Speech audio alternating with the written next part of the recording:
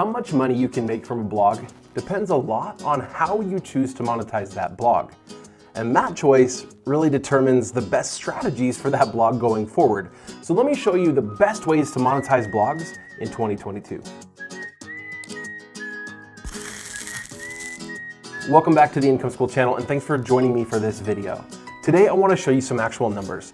These are the ways that actual bloggers are making money from their blogs, as well as a breakdown of how much they're making from each one. I want to walk you through some different approaches that you can take to your blog that are going to help you make the most money possible. So check out this pie chart. This pie chart represents how bloggers are making money today, but this is in the aggregate, meaning we're adding everybody up. So let's break it down for you. The first and the biggest way that bloggers are making money from their blog today is through paid ads or programmatic ads.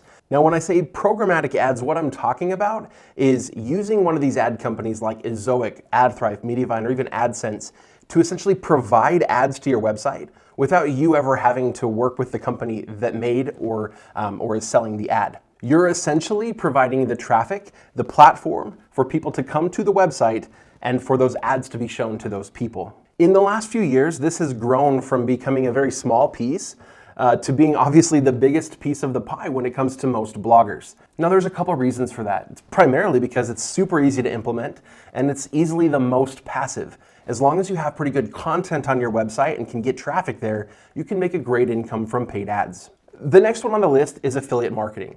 This is essentially when somebody else has a product that they are selling and I'm just making a recommendation in my content. If I'm getting traffic to my content and making good recommendations, then I can earn affiliate commissions for those sales. There are bloggers today where this is substantially bigger than their ad piece of the pie because they do a really good job of affiliate marketing. But on average across bloggers today, this is only making up a little over a quarter of their total revenue. The next one down is actually one of my favorites. This is digital products or informational products. This is content or tools or things that you've wrapped up in a digital form. So there's no shipping required, there's no manufacturing required, and people can buy those products directly on your website. You get 100% of the sale price because it's your own product. That's one of the reasons why I love this so much. With a lower conversion rate on your website, you can still earn substantially more income by selling info products. We're going to talk about some strategies we can use to sell these products here in a couple minutes. Let me introduce the last few really fast. The next is digital consulting. This is actually really beneficial, and I think most people that are going to sell info products or digital products should do digital consulting first. Across the board, digital consulting is only making up about 8.5% of revenue for bloggers. And essentially here, all you're doing is being a consultant for somebody else within the area of your niche. People are paying for your time and your expertise to provide them with advice. Next is e-commerce. Now, for those people who are doing e-commerce with their blogs, or rather are using blogs to drive traffic to their e-commerce store, this often represents the biggest piece of the pie by far, like 90+% of their revenue. However, it's a small piece because most bloggers are not doing this. There's some obvious reasons why. Obviously, with e-commerce, there's physical products that you have to source, maybe even make, maybe even handle the shipping of, and so it can be a complicated business venture. But if e-commerce is something you're already doing, using a blog to drive traffic can be a massive opportunity. We're not going to talk much more about e-commerce in this video, but if you're curious to know how this can be used, I invite you to watch an interview that we did. I'll put a link to it in the description. This is just a perfect example of how blogging can be used to make substantially more income from your e-commerce business without ever having to pay to advertise. The next one is lead generation. This is where you gather people's email addresses, their information, and you sell that information to other companies as a lead. Now, we're not doing this in a shady way. I would never advocate for that. We're letting people know up front. If you would like more information about this topic, if you would like someone to reach out to you about these products, please enter your information and somebody will reach out to you. We then sell that information to companies that provide the services we talk about. This is a whole big thing. It's a big industry, and it's one that, again, in the right spaces, it's easy to do. But for most of us, it would be fairly complicated to set up. So it's one that most bloggers just don't get into. And then lastly, this is one that I think represents a huge opportunity. And this is local businesses and physical businesses. This is if you are a business owner, or you want to be a business owner of a business either that's located locally or it's a physical business. Using the blog to drive substantial traffic to your website, it helps with your SEO and it gets eyeballs on the business that you have and builds you up as an authority within that space. Suddenly we have a physical business that is able to do a lot of marketing for very, very little money. It's a huge opportunity. It's one that most bloggers are not into because they don't own a physical business, but it's one that most physical business owners should be looking at. So if you have a friend or family member with a physical business that wants to do better marketing, I invite you to invite them to come watch this channel. It's only going to benefit them. Now for the rest of this video, I'm going to focus on blogging, those who are starting a blog and want to build that into the business itself. As we go on, you'll notice that each of these strategies relies on at least 2 different forms of monetization. That's because I believe it's really important that every business has multiple income streams, and that really every individual person has multiple income streams. That's because there are so many factors that lie outside of our control. This first model is the passive income model. A lot of bloggers are going with this model, which is why the original pie looks the way that it does. That's because this is the easiest to maintain over time. We create content up front, we drive traffic to the website, but then the actual monetization is extremely passive. We're relying about equally on ads and affiliate marketing. The reason it's fairly equal is because the value of these two kind of shifts over time. It used to be that programmatic ads weren't as big of a thing. AdSense was really the main provider, and people were struggling to make much money with it. But affiliate marketing was really in its heyday, with companies like Amazon paying like 8% for basically everything that you sold. Today, those rates have been cut by Amazon, and people are starting to really branch out to other affiliate programs. So if this is our strategy, what do we do to grow our income? Well, we really have just a few levers. The first one is to get more traffic to the website. This is done through our content creation. We create more content.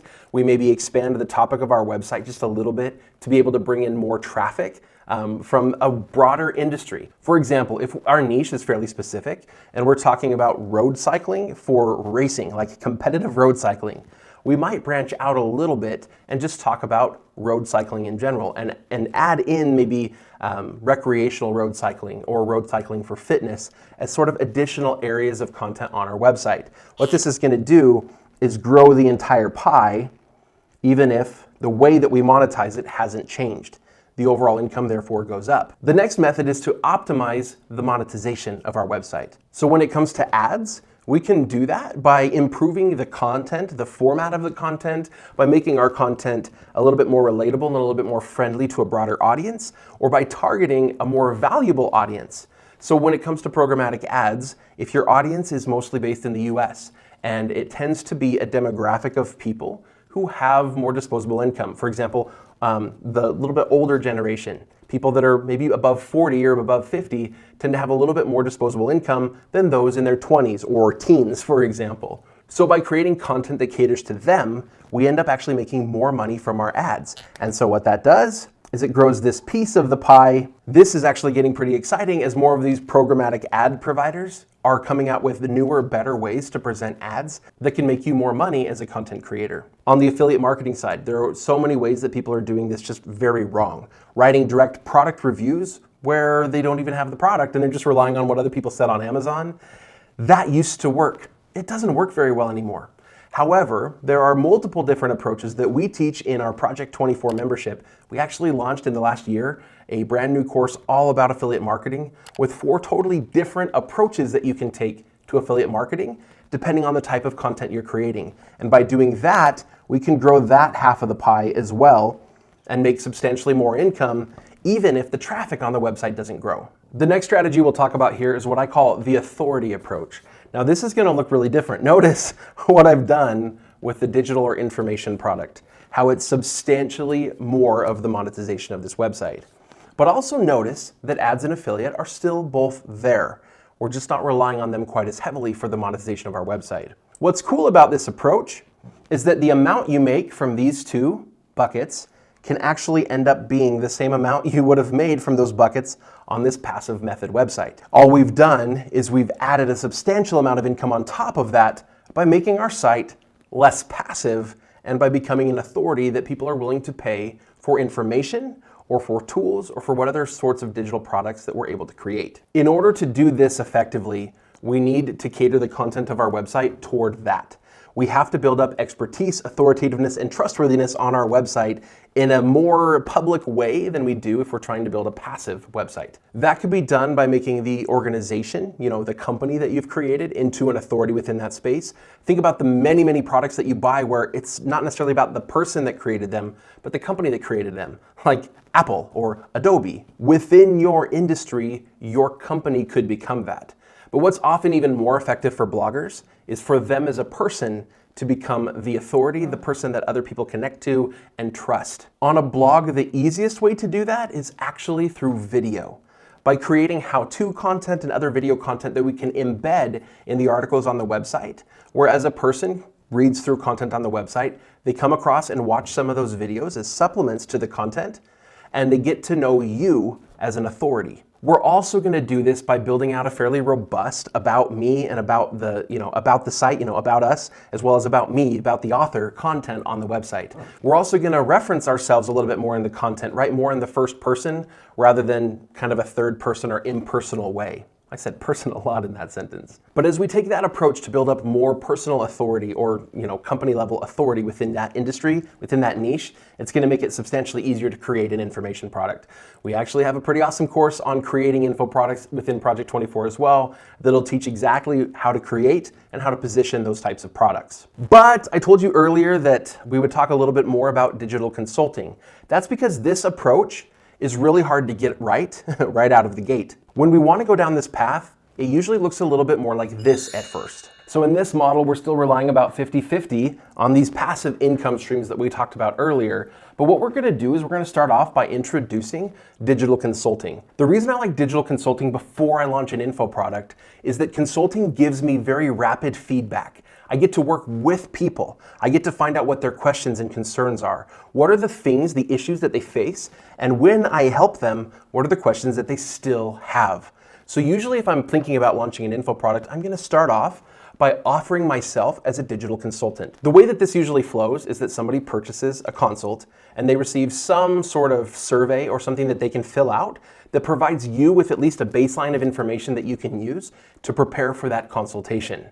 Then you can do that consultation either live, or if your survey is able to provide you with sufficient information, you could actually record a consultation asynchronously and send it to them, providing them with the information they need. I'll also offer some sort of follow-up, whether that's email in order to reply to additional questions that they may have, or potentially a follow-up second session where they can send me additional questions and I can reply with those answers. As you do that, even for just a few months, your knowledge about what your audience actually needs and what they'd be willing to pay for is going to increase so much that creating that digital product is going to be so much easier and substantially more likely to succeed, because the way that you present that, the way that you market that digital product is going to be that much better and that much more applicable to that audience that you're working with. Blogging represents such a huge opportunity today, and so many people are missing out on the opportunity that it presents. We're still paying for advertisements that show in such an impersonal way, when instead we can just craft content that can drive traffic to our websites for years and years and years to come. And being armed with the knowledge of how to monetize that traffic in various different ways, you can generate a substantial income for yourself, for your family, by creating a blog. Thanks again for joining me today, and we'll see you all next time.